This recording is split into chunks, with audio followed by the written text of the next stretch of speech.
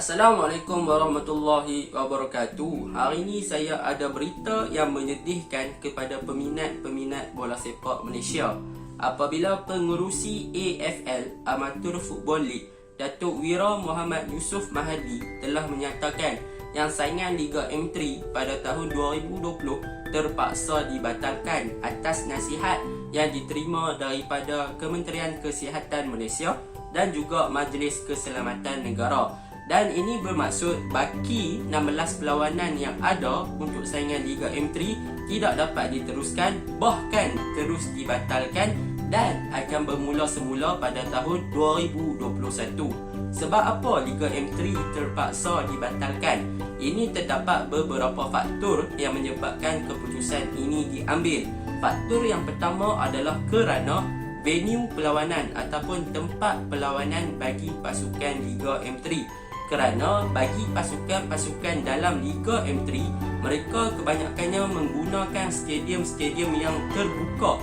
Ini membolehkan ataupun ini membuka peluang kepada para penonton untuk menyaksikan perlawanan tersebut di luar stadium. Jika ada penonton yang pergi menonton perlawanan tersebut di luar stadium, ini boleh menimbul isu mass gathering ataupun berkumpul ramai-ramai di luar stadium bagi menyaksikan perlawanan tersebut. Maka perkara ini telah melanggar SOP ataupun prosedur yang telah ditetapkan oleh Majlis Keselamatan Negara dan juga Kementerian Kesihatan Malaysia.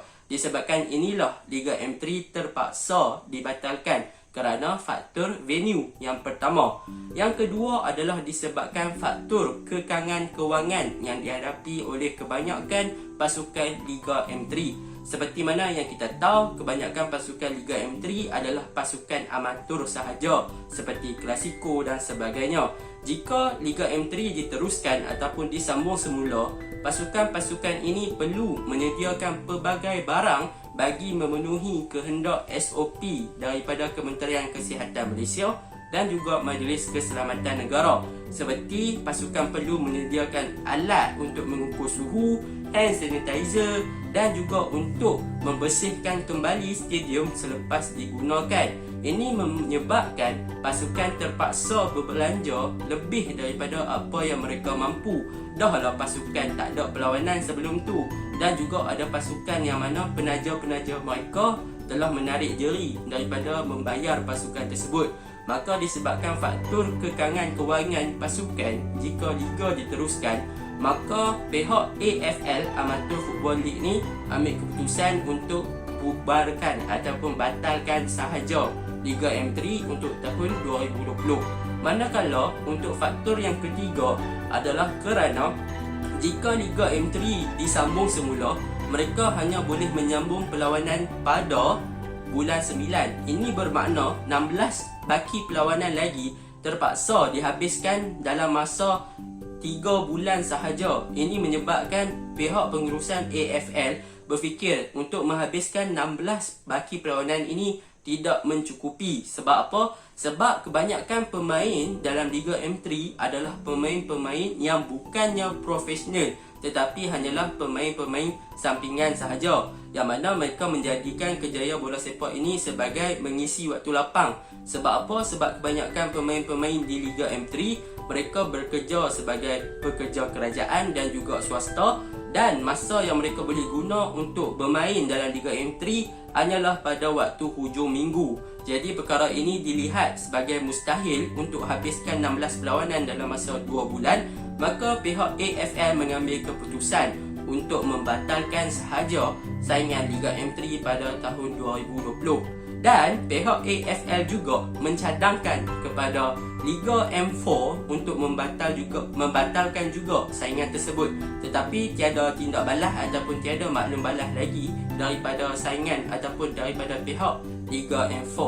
Dan berita yang menyedihkan lagi adalah mengenai pembatalan Piala Presiden dan juga Piala Belia untuk tahun 2020. Ini bermakna Piala Belia dan Piala Presiden tidak lagi dapat kita tengok selepas dibatalkan oleh pihak Persatuan Bola Sepak Malaysia FAM atas alasan yang sama, iaitu venue perlawanan, kekangan kewangan dan sebagainya.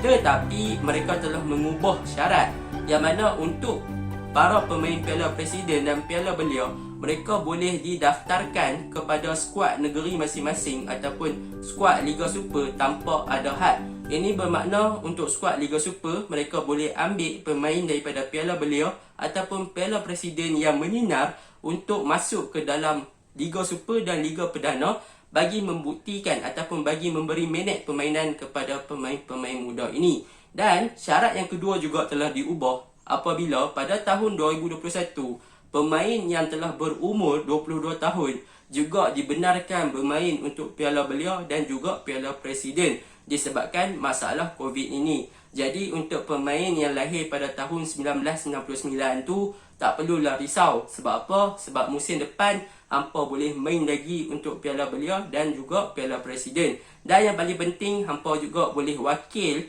pasukan dalam Liga Super ataupun Liga Perdana sekiranya didaftarkan dah lepas go. Dan perkara yang ketiga, pihak FAM menyatakan mereka perlu membayar gaji pemain dalam Piala Presiden dan Piala Belia sebanyak 3 bulan ataupun sebanyak baki saingan yang ada lagi. Secara konklusinya, kita dapat lihat Liga Super dan Liga Perdana je pada season ni. Untuk saingan-saingan Liga lain, kemungkinan kita takkan dapat tengok. Itu sahaja daripada saya hari ini. Sekian, terima kasih.